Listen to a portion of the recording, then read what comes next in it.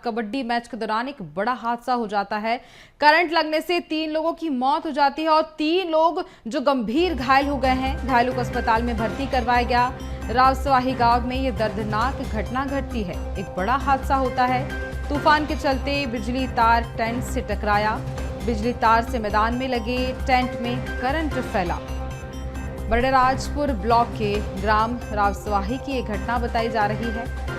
और देखिए, एक बड़ा हादसा हो जाता है। 3 लोगों की मौत हो जाती है।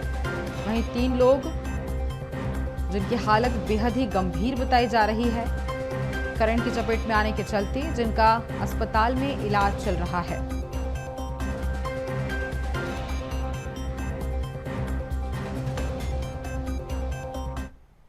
मैच था हमारे पास गांव में रावसवाही में, जहां पर कबड्डी का आयोजन किया गया था। वहाँ पर हम लोग खेलने के लिए गए थे। तो हम लोग ऐसे बैठे थे और जो टेंट था वो मेन लाइन के जस्ट नीचे में बना था, जो कि बहुत ही खतरनाक है। और ऐसा हुआ भी, अचानक से ऊपर हवा आया और जो सब टेंट खंभा थे सब एक साथ टिक गए सब तरफ, और पानी गिरा था तो झटका फैल गया, जिसमें हमने अपना एक साथी खिलाड़ी को खोया। ये विश्रामपुरी थाना क्षेत्र का ग्राम रावसवाही है। वहाँ पे नाइट कबड्डी मैच हो रहा था और आयोजक लोग 11 kV जो वो है विद्युत लाइन है, उसके नीचे में टेंट लगाए हुए थे।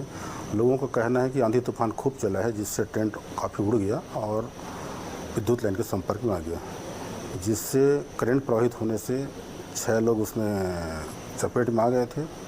3 मौके पर डेथ कर गए हैं, 3 घायल हैं। अस्पताल 6 लोगों को ले आए हैं और मौके पे घटनास्थल पे TI विश्रामपुरी, तहसीलदार विश्रामपुरी पहुंच चुके हैं। मौका मुआयना कर रहे हैं।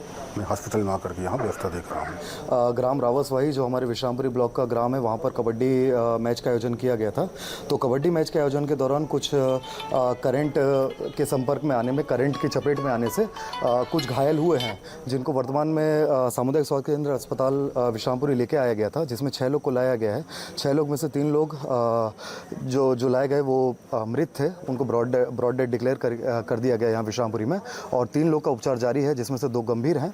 जो 2 गंभीर हैं उनको प्राथमिक उपचार के बाद जिला अस्पताल के लिए रिफ़र कर दिया गया है, उनका स्थिति को देखते हुए, तथा एक जो है वो सामान्य है।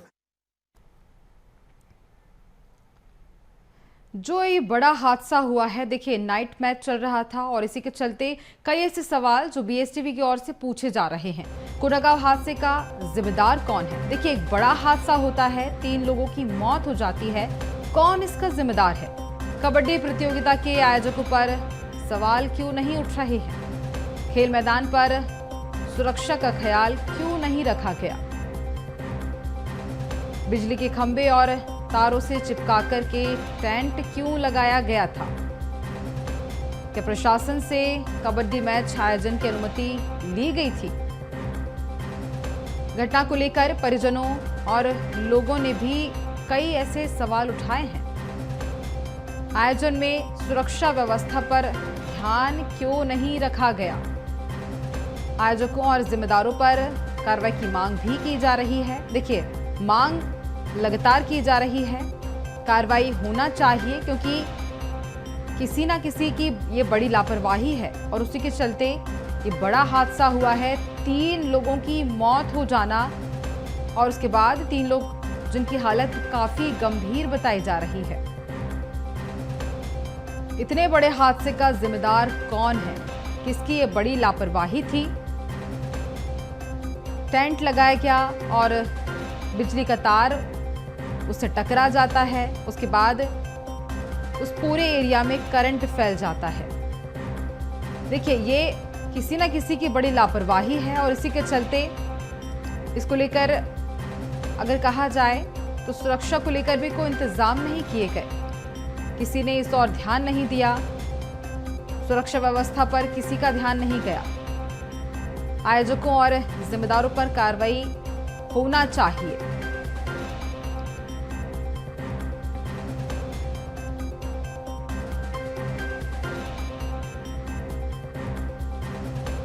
और इसी पर हम ज्यादा जानकारी लेंगे। सहयोगी कुलजोत संधू हमारे साथ लाइव जुड़ रहे हैं। कुलजोत, एक बड़ा हादसा होता है, लेकिन सबसे बड़ा सवाल और सबसे बड़ी बात ये कि ये लापरवाही किसकी है, कौन इसका जिम्मेदार होगा? जी, आपको बताना चाहूंगा कि कोंडागांव जिले में कबड्डी के आयोजन जो हैं वो अक्सर कराए जाते हैं, चाहे वो उत्सव का त्योहार, पर्व का त्योहार हो या और की कोई आयोजन हो।